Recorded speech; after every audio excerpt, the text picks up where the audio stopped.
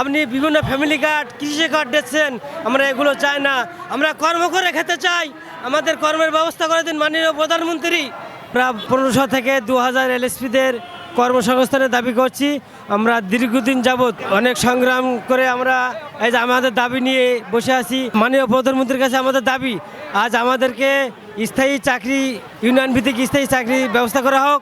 আমরা এই 1500 থেকে 2000 আমাদের এই 25 দিন যাবৎ আমরা এখানে বসে আছি, না খেয়ে না দিয়ে। আমাদের সংসারে ছেলে মেয়ে আছে, বাপ মা আছে, তাদের মুখে আমরা দুমুঠো দুবেলা ভাত তুলে দিতে পারছি নি।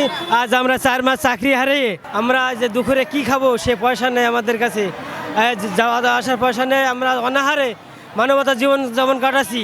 এই প্রাণী সম্পদ আমরা 2019 সালের থেকে যোগ দিয়ে 7 বছর 8 মাস আমরা এখানে ছিলাম। এই প্রাণী সম্পদ খাতকে ডুম দিত মাংসে আমরা সম্পূর্ণ করেছি।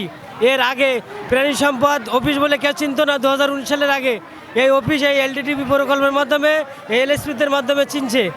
খামারিদের সেবা দিয়ে আসছি, ভ্যাকসিন, টিকা প্রদান, কৃমিনাশক, বিভিন্ন পরামর্শ, প্রাথমিক চিকিৎসা আমরা খামারিদের দিয়ে আসছি। এর আগে কুরবানির সময় কুরবানি করতে গেলে দেখা যেত পার্শ্ববর্তী এলাকায় ইন্ডিয়া থেকে গরু আনা লাগতো।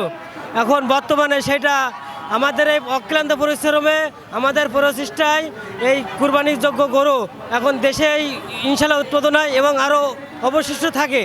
এই অবশিষ্টগুলো উন্নত জাতের মাধ্যমে এই গোশগুলো বিদেশে পাঠালে আমাদের বৈদেশিক মুদ্রা অর্জন হবে।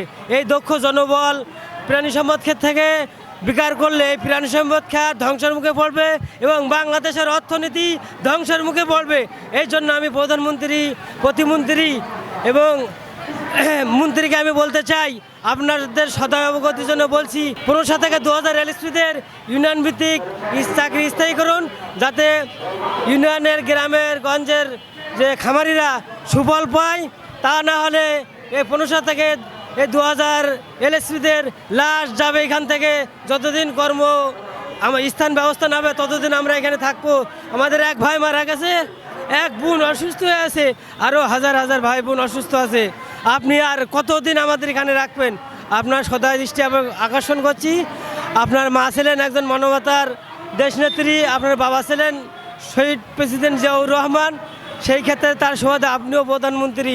আপনাকে বলতে চাই, আপনি স্তরে যে কথা বলেছিলেন আপনি সে দাবি রাখেন। আপনি বলেছিলেন 1 কোটি মানুষের কর্মসংস্থান দেবেন। তাহলে কেন আজ আমরা বেকার?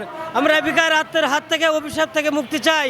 আমাদের এই 1500 থেকে 2000 এলএসপিদেরকে ইউনিয়ন ভিত্তিক চাকরির ব্যবস্থা করে দেন, যাতে আমরা দুমুঠো ডাল ভাত খেয়ে বাঁচতে পারি।